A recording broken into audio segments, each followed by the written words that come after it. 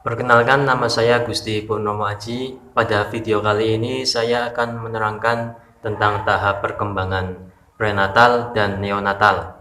Oke, kita langsung ke pembahasan. Yang pertama, perkembangan prenatal.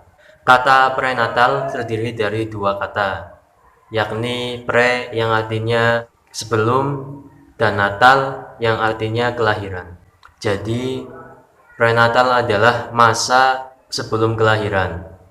Menurut pengertian yang lebih kompleks, prenatal adalah periode awal perkembangan manusia yang dimulai sejak masa konsepsi.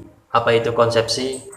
Yaitu ketika ovum wanita dibuahi oleh sperma laki-laki sampai kelahiran seorang bayi. Periode prenatal ini pada umumnya berlangsung selama 9 bulan. Setelah mengetahui pengertian dari prenatal, mari kita lanjut ke materi berikutnya, yakni tahap-tahap dalam prenatal.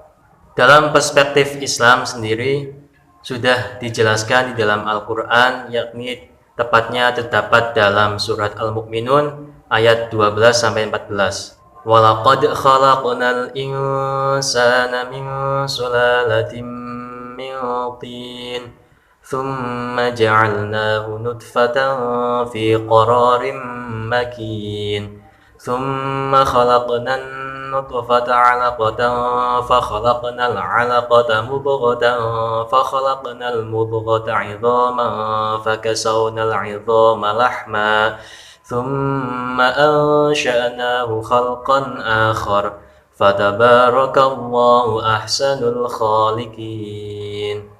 Shadaqallahul Adzim. Berdasarkan ayat tersebut, terdapat 6 tahap proses perkembangan janin sebelum dilahirkan. 6 tahap itu adalah yang pertama sulalah, kemudian nutfah, kemudian alaqah, kemudian mudghah, serta idham dan lahm.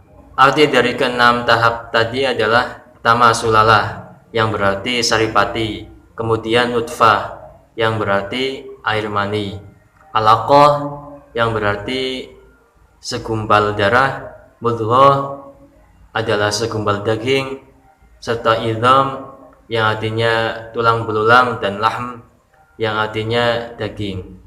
Itulah tahap-tahap perkembangan prenatal dalam perspektif Islam. Kemudian tahap perkembangan prenatal menurut perspektif Barat. Pada umumnya ahli psikologi membagi periode prenatal ini menjadi 3 tahap. Yang pertama tahap germinal, yang kedua tahap embrio, dan yang ketiga tahap janin. Yang pertama adalah tahap germinal stage.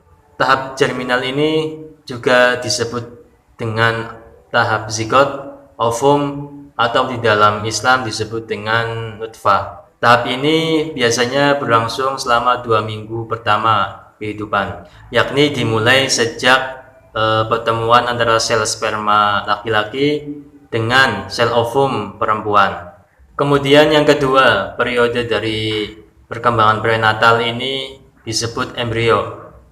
Di dalam psikologi Islam, tahap ini juga dikenal dengan tahap alaqah, yaitu segumpalan darah yang semakin membeku.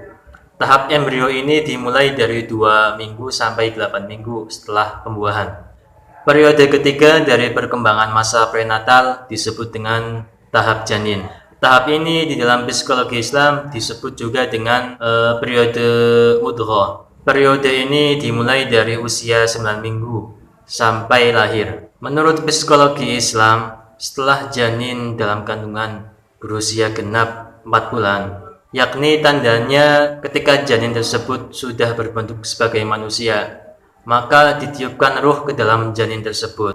Bersamaan dengan peniupan tadi juga ditentukan hukum-hukum dan ketetapan yang akan berlaku kepada sang calon bayi.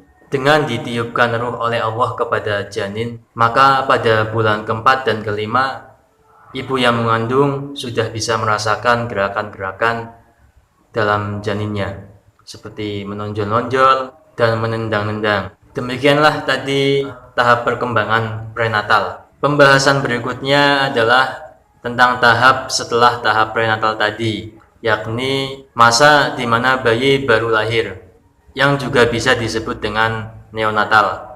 Neos yang artinya baru, natal yang artinya kelahiran.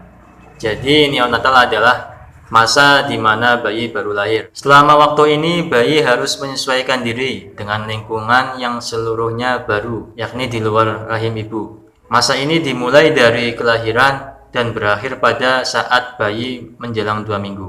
Dalam tahap neonatal ini, bayi akan menyesuaikan diri terhadap berbagai hal, diantaranya perubahan suhu, bernafas, menghisap dan menelan, dan pembuangan. Demikian yang bisa saya sampaikan. Untuk pembahasan berikutnya akan disampaikan oleh teman saya.